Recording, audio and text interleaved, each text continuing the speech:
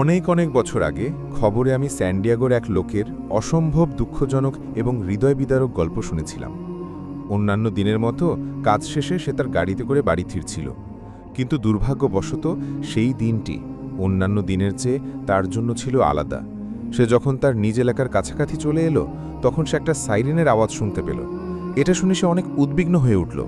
সে যখন তার এলাকার আরও কাছাকাছি যায়, তখন আকাশের দিকে অনেক ধোঁয়া উঠতে দেখে। হুট করে এমন কিছু দেখে তার হৃদয় স্পন্দন যেন থমকে যায়। প্রিয় দর্শক, আমি যাচ্ছি, আপনারা নিজেকে তার অবস্থানে চিন্তা করে দেখুন। আপনি অফিস থেকে ফিরলেন, নিজ বাড়ির খুব কাছাকাছি এসে দেখলেন আপনারই বাড়ির কাছে লোকজনের জটলা, উপর দিকে ধোঁয়া উঠছে। মুহূর্তের মধ্যে আপনার প্রিয়জনদের কথা মনে পড়বেন না? বাড়িতে আপনার বৃদ্ধা মা বাবা, স্ত্রী, প্রাণের প্রিয় ছেলে মেয়ে, তাদের কি হয়েছে না হয়েছে এই ভেবে আপনার ভেতরটা মোচড় দিয়ে উঠবে না? এসব ভাবতে ভাবতেই সে তার গলির মোড়ে ঢুকে দেখতে পেল সমস্ত জায়গায় পুলিশের গাড়ি, অ্যাম্বুলেন্স এবং অগ্নি নির্বাপক ট্র্যাক।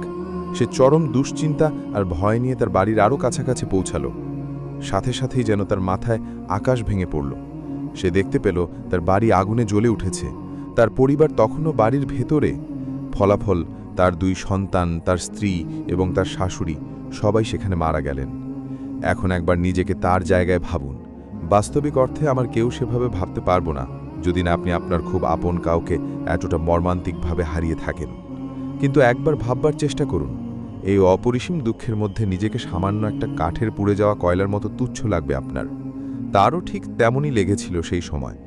তার যে নিজের পরিবারের সবাই মারা গেছে, তার সন্তান, তার স্ত্রী। আফসোস। এখন রাসূলুল্লাহ সাল্লাল্লাহু আলাইহি ওয়াসাল্লামের একটি হাদিস শুনুন। তিনি বলেছেন, যে ব্যক্তি ইচ্ছাকৃতভাবে আসরের নামাজ ত্যাগ করল, সে যেন তার পরিবার এবং তার সমস্ত ধন সম্পদ হারিয়ে ফেলল। সহিহ বুখারী 552। এই হাদিসটি শোনার পর আমরা কিভাবে আর কখনো নামাজ আদায় না করে থাকতে পারব? আমাদের অন্ততপক্ষে ফরজ নামাজের ইচ্ছা এবং সংকল্প থাকা উচিত, যদি এইটা আমরা এখনও না করে থাকি। কারণ নামাজ আদায় না করার কারণে আমরা অপরিসীম পুরস্কার হতে বঞ্চিত হব, যা কিনা নামাজীদের জন্য নির্ধারিত আছে। ইচ্ছাকৃতভাবে নামাজ পরিত্যাগের কারণে আমাদেরকে প্রচুর পরিমাণে শাস্তি ভোগ করতে হবে। মহানবী সাল্লাল্লাহু আলাইহি ওয়াসাল্লাম তিনি বলেছেন, শেষ বিচারের দিনে যেই জিনিসের হিসাব সবচাইতে আগে নেওয়া হবে তা হলো নামাজের হিসাব। যদি এটি ঠিক থাকে তাহলে তুমি সফলকাম, আর যদি এটিতে কোনো প্রকার ত্রুটি থাকে তাহলে তুমি ধ্বংস হয়ে যাবে।